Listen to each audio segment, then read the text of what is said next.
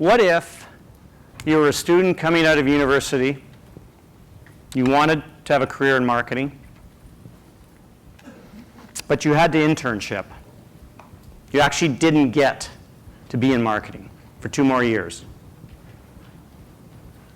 Why not? Doctors have to intern. Lawyers have to intern. Accountants have to intern. Why not marketers? In the 70s and 80s, that was standard. If you wanted to get into marketing, you finished your degree and you fought like crazy to get into a packaged goods company that would give you 2 years of training. And the big win was, at the end of it, your certification was, you were announced as a product manager. But a product manager back then was a general manager. They understood not only the customer, but they understood the impact of the customer and the revenues and the profitability on an organization and the benefits of that. Well, I'm going to show you some results of a survey we've done. One of the largest companies in Canada did the survey. We identified 15 different marketing areas in the company. So we did a marketing competency assessment on them. At the last minute, someone asked if the finance group could be included. So we included the finance group. The reason is because the finance group supported marketing. So we thought, great. But we warned them, said, you know what? You probably won't score very well on this survey. This is really about marketing, marketing knowledge, and ability to do marketing. Finance department got the highest scores of the group. It's a bit of a shock for the organization, to say the least. So I'm going to try and cover off in 30 minutes or 25 minutes, talk about what marketing excellence is. I think we've forgotten a little bit about what that is. Talk a little bit about the state of marketing in Canada from some survey results we've done over a period of 6 years. Thirdly, I'm going to talk a little bit about a framework for developing marketing in organizations. What's required? And then finally, a case study of 2 organizations who have approached this subject and the issue. So first I want to introduce a concept being that marketing knowledge and the concept about marketing attitude as well. Marketing knowledge is what we know, what we learn. Typically, we learn this in an academic environment. It consists of 4 major elements. Marketing fundamentals. You have to understand the definitions and the language that you're talking and what the concepts mean. Secondly, you have to be able to put them together. We call that strategic marketing. When you read an article in the paper and they're talking about a marketing issue, they're typically talking in a strategic marketing focus. Thirdly, marketing analysis. You need to be able to do analysis to be a good marketer. And finally, if you're really good at it, not only can you do the analysis, but you can tie the activities and the plans back to the bottom line of the organization and somehow create customer value out of that. The other component is what we believe. And this was the first time I saw this. It was a real aha moment for me. Because you can have the smartest person in the class getting the highest grades, but unless they can think like the customer, unless they can focus on the marketplace, it's very difficult to make strong, good marketing-based decisions. So I'm going to refer to this as marketing attitudes. And there's 5 components of it. Firstly, you need to be very customer-focused at the root of it. But there's also some other elements. One of the things that's quite interesting, one of them is really critical, is actually a team approach. You have to be good at working in teams. Why? Because marketing doesn't own the customer. The organization owns the customer. They all touch the customer in some form or another. So being aligned and working in teams, you will make better decisions. Pricing orientation. Pricing is about, are you value-based pricing in the eyes of the customer versus cost-plus price-based? Many organizations are very much cost-plus. Value-based pricing is a lot more difficult to do. Takes work, takes effort, takes analysis. Profit orientation and competitor orientation. When you make those decisions, are you constantly thinking about the competition? Are you constantly thinking about the profitability of the organization? When you add those together, knowledge and attitude, it leads to how you think, the marketing strategies that you build, and ultimately that leads to how you act, the decisions that you make. Now, from an academic standpoint, when you're in school, you learn about knowledge. But when you start to work, you develop your marketing attitude. And for that reason, I believe fundamentally that the learning that you develop in any young person going to school only is as good as the degree in which it's put into practice in a very structured and organized way. And to use my analogy, in the 70s and 80s, packaged goods had that nailed. So next I want to just talk about for a second what marketing excellence is. It's a combination of these two elements. So from a knowledge standpoint, it's the utilization of marketing terminology and methodologies. And on the attitude, the degree to which you think from a market-focused perspective versus internal-focused when you're making marketing decisions. So we've done some surveying over a period of 6 years. It's based on a survey that was best in class. It was analyzed to death. It was validated to death. And it has in it a database of 50,000 marketers globally who have taken the survey. It's a self-assessed survey, and we've been able to add 2,000 Canadian marketers to the survey. And the survey itself, to go back to those two components, has a knowledge component and an attitudinal component. The knowledge component is basically an IQ test, in essence. It's rated out of 160. And I should point out, and unfortunately without time, I can't get into the reasons why, but 100 is considered when folks taking the survey are in fact at a point where they're contributing to the marketing value within the organization, which typically means bottom line and top line value as well as customer value. On the attitudinal side, it's scored as a 7-point Likert scale, which is an attitudinal scale, traditional attitudinal scale. And 80 out of 100 is considered where decisions are being made that are customer and market focused appropriately and adding value to the organization.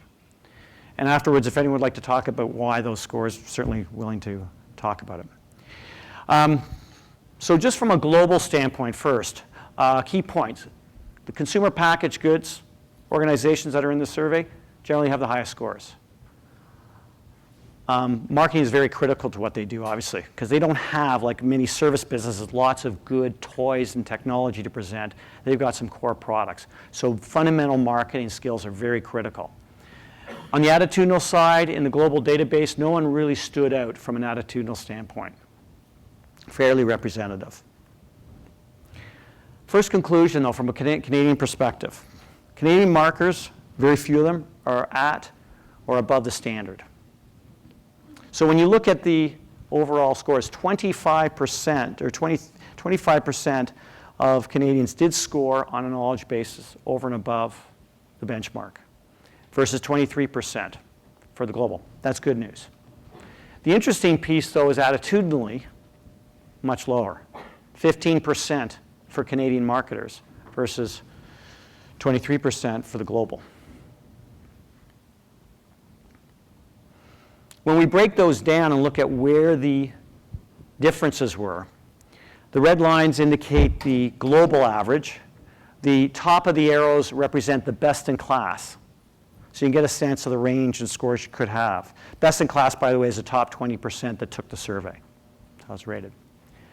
So you can see from a knowledge basis, profitability is a challenge. There's a bit of a gap there versus the global database for Canadian marketers. And on the attitudinal side, it was 3 elements. It was competitor orientation, it was team approach, and it was pricing orientation. Now again, the pricing orientation is about, do you make decisions based on the customer value primarily when you make decisions about pricing, or do you make them on cost plus basis? On the team approach, pretty standard in terms of how well do you work in teams to make marketing-based decisions. And as far as the competitor orientation, how well do you consider the competition when you make marketing decisions? The net out of this is that we're not providing sufficient tools or training. Here's an interesting fact that came out of the survey. Only 25%, or 1 in 4, of those that participated in this survey actually had a marketing-related educational background. In one organization, when we asked the question why, a larger Canadian organization, the reason was got most of their marketers out of the call center. Why? Because they did stuff. They were very good at doing stuff. The second interesting finding was that 40% of the marketers surveyed rated themselves as having reasonable training while in the workforce. So now you have a number of folks that haven't been trained, and a certain percentage of those are saying, well, we're kind of getting training in the workforce. So from an organizational standpoint, we're really missing an opportunity. And the final interesting element that came out was 1 in 4, or 25%, of those surveyed indicated that they'd only had 1 day of training in the last year in the marketing area. So you can see the challenge here.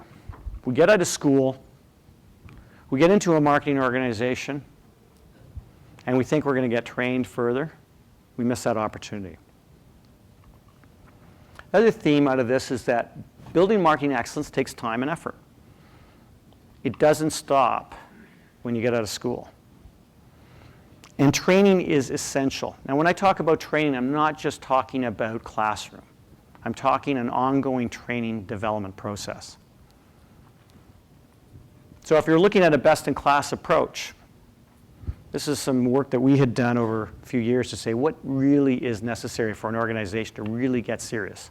Well, the number one thing you've got to do is you've got to measure where you are. You've got to understand exactly where you are. You have to understand what marketing competency is. Now that assumes, and I'll talk about it in a second, assumes you have a definition of marketing. And one of the biggest challenges in many organizations, what is their definition? You go from organization to organization, structurally they'll be very different. So then you've got to develop a training strategy of some sort based on that measurement. And then you've got to look at the learning process. Most studies will say that 10 to 15% of training is retained after a classroom session or after a series of sessions. So what you really have to do is build a program that assumes most of the training that you've learned in that classroom session, in fact, isn't going to be retained. So we look at it from a 3-step process. First step is the traditional. It's online. It's that type of training that you would normally do in the classroom session. The 1-day session, you go for the 2 days. That's a great start. It gives you good fundamentals. But what it doesn't do is help you from an organizational standpoint to say, okay, have I really learned this, and can I actually do something with it? You remember the times you come back from training and says, how was the training? Great. And you're trying to struggle a little bit with what you remembered from it. So you have to have an opportunity to practice it in some form or another. And then finally, you've got to embed it. Embedding means I have to make it part of my behavioral approach to doing my job. It's got to be actually part of it. That could be coaching. It could be changing jobs to work in other jobs that give you different experiences. It could be a variety of things. And then finally, you want to measure those improvements. And lastly, identify where the further opportunities are. And then you go to that next step. So let's talk about what a great marketer actually is. What is a definition of marketer? We believe there's 3 components to it. The first one is marketing skills. And marketing skills, number 1 is about marketing leadership. And this is a really important concept. Leadership is leadership. What's marketing leadership? Marketing leadership is the confidence and the ability and the knowledge to be able to take the right and appropriate level of risk within an organizational system.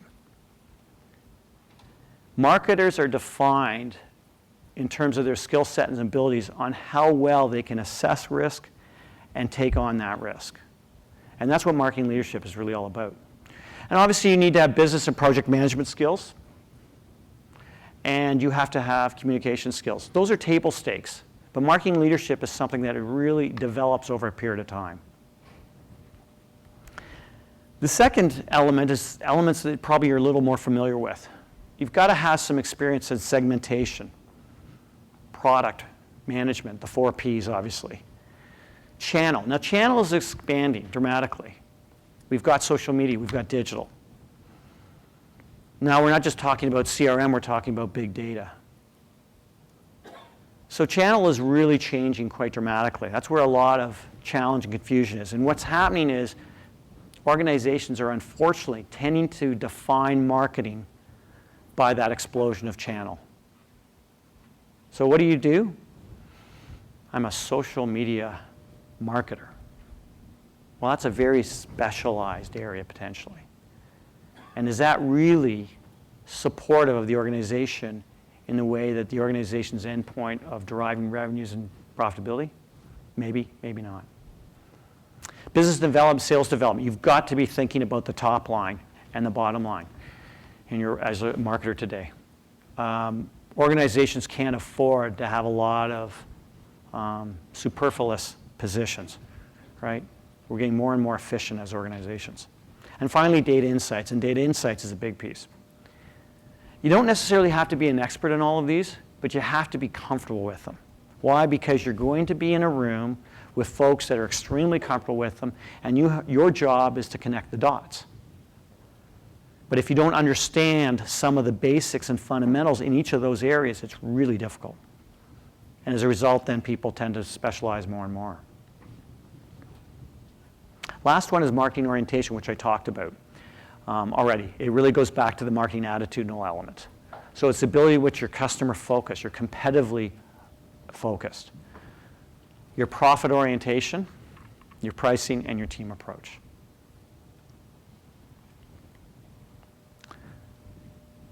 So let me spend a few minutes and talk about a case study. These are 2 companies. They happen to be Canadian telco space. One's colored red, the other one's colored blue. I'll call them A and B.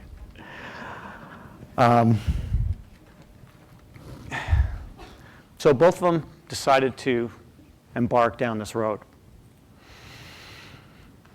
And the first thing they did is did an assessment on knowledge and attitude. So company A, as you can see here in the knowledge standpoint, had 21% over and above the base requirement, the benchmark requirement. And company B was at 14%. So a pretty significant gap between the two. Attitudinally, not that much different. 16% and 14% were at the benchmark standard or above. Now, again, to compare that back to the Canadian numbers I showed earlier, it was 25% and 15%, so a little bit lower on the knowledge side, but quite comparable on the attitudinal side. Now, knowledge and attitude are affected by a number of things. Here's some of the findings we've got that sort of tie these companies together, I think. Both organizations were quite weak on profitability and their orientation on pricing. So on the profitability side, they were struggling as an organization in the marketing area to tie their activities to the profitability of the business. They were quite focused on getting stuff done is really the way. Very tactical in approach. On the pricing orientation, cost plus. Very strongly cost plus orientated. And again, not surprised. If you think about some of your wireless plans, are you a little confused? Second interesting element was, and this is kind of a good news thing, thank goodness, those folks that were in more senior positions scored higher. They scored higher on the attitudinal aspect, which was critical because you had to fight the culture of the organization, both organizations, to be more customer driven. If you think about a typical meeting in an organization that has a lot of service components, I'll call. You've got billing in there, you've got IT in there, you've got a whole series of functions that are not marketing, and then you've got the marketing function in there. Always outnumbered in terms of market focused versus internally focused. So always having to fight that battle. So very valuable. Now, I don't know if that's an example in terms of when you're in those positions, more senior positions, you are more customer focused because you can be, or because you were trained, or because you're naturally that way and if you're more customer focused, you get the more senior jobs. I don't know. But there was a real relationship between them. The third thing, this is a really interesting one. Tenure did not have an impact on the scores. So if you'd been with the organization a number of years, the good news was they hadn't hurt you in terms of your marketing competency. The bad news was they hadn't helped you either. So we found that it didn't seem to have a big impact on knowledge or attitude in these two organizations. In some organizations, and these are organizations in real trouble, is tenure was impacting the scores that folks were getting. And they were less, obviously. Finally, training and education seems to influence knowledge, but didn't, at that time, influence attitude. Attitude is a much bigger issue, obviously. It's culturally driven by the organization to some degree, and an individual in an organization that's very internally focused has to fight against that, and there's only so much you can do.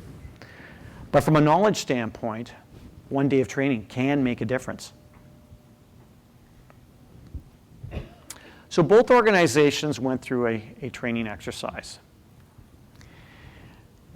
Company A fully embraced the training program, spent a lot of time on it, developed a framework for the training, and built a series of customized programs for it. Company B took a very different approach and went more off the shelf. So both companies did the diagnostics, so they did the survey to understand where they were. Both companies looked at a strategy. Company A did a very fully developed training strategy. They looked at where the strengths and weaknesses were in the organization. They took a look at it, understood it, and they built a program based on that. Company B took a very different approach. Company B took what I would call a little more tactical approach. What they did is we're going to review our marketing planning process, and we're going to build a really good one. And then we're going to have everyone go through that process. We'll provide training on the process. We won't provide training on the input into the process. In other words, how to do competitive positioning better, how to do pricing analysis better. But we're going to have a process that allows you to fill out charts on it. The learning curriculum, Company A did a very tailored program for each individual. This was quite slick. What they did is built an internal website for employees. Now, this was a large organization, obviously, but built an internal website. So you could get your scores from your survey. You got them individually, and it told you where your strengths and weaknesses were. And you could input that into this website. And out would come a customized curriculum for you. It's pretty cool. And depending on your level, it might get you, and your scores, it may tell you, well, you really don't need this course, but take it as a refresher. So then there was a schedule you could sign up on, and you could, figure out when you were going to take the course. So quite slick. The other company, Company B, just at your discretion. Here's your survey results. Here's your weaknesses. There is a bunch of courses that we have available, third party, some in-house stuff off the shelf that they had created, and you go back and do that. The training courses, let me talk about this for a second. The training courses were quite neat. They were fully customized in Company A. So they were built around the specific issues that came out of the competency. There was a course called Market Analysis and Tools, and you could actually learn 6 or 7 really good techniques to conduct market analysis in the competitive area, pricing area, customer value. It's really well done. On top of that, there was software that went with it. So when you took the course, you got a software package that you could then use, load up on your laptop, and use for a year. And that allowed you to take information in your own business and start to apply the methodologies and the techniques using the tools. So it forced you, which was great, to keep honest with the learning that you had gotten in the classroom setting. The other thing they did, Company A, is they built case studies. 40-page case studies, not like 2-pagers or something. I'm talking significant case studies that was real database on the information for the company. And as part of the curriculum, you would actually be able to take these courses. And you would use these case studies in it. So it would be about the business, whether it was wireless, whether it was traditional LD, whether it was the local business, et cetera. The other company, again, did off the shelf. Finally, Company A did a reassessment to see, is this working? We've made this huge investment, time and money. Is it working? Company B didn't complete it. So not surprising, Company A saw measurable results. So from a score standpoint, post the training sessions, scores went from 91 to 100 to 105. On the attitudinal side, they went from 68 to above 80. So some of the pros of this, well, obviously, one of the things that was critical in this exercise was getting complete senior management buy-in. Not a big surprise, but I can tell you the senior management buy-in was over a year. It was not an easy process. I know because I was selling it in. The program was mandated. Every new hire had to do the survey. Every existing employee who was in marketing had to do the survey. If you were in another department and you transferred into marketing, you had to do the survey. It was a core requirement for the business. They had a formalized training strategy. A lot of time was spent on trying to understand what the right strategy was and how to implement it. On the con side, well, it was a significant investment, multi-million dollars. But the other learning out of this was improvements. If you want to maintain it and continue it, it's going to take time and effort. It's not something you do overnight. So from a kind of implication standpoint, Company A saw great investment, was very successful. But that's the exception. This process is the exception. And as a result, I think we've got to take a lot more personal responsibility. There's a real opportunity here. So final comment, if anyone would like to ask some questions about the process. One of the things that was really interesting, if you look at research that's done on the investment that companies make in organizations and the people in their organizations, between a 5-10 year period, there's anywhere from $300,000 to $500,000 that companies make in what I call non-productive time. So there's a lot of investment that goes in naturally in large organizations when they hire individuals. Why not spend a little bit of that investment on marketing?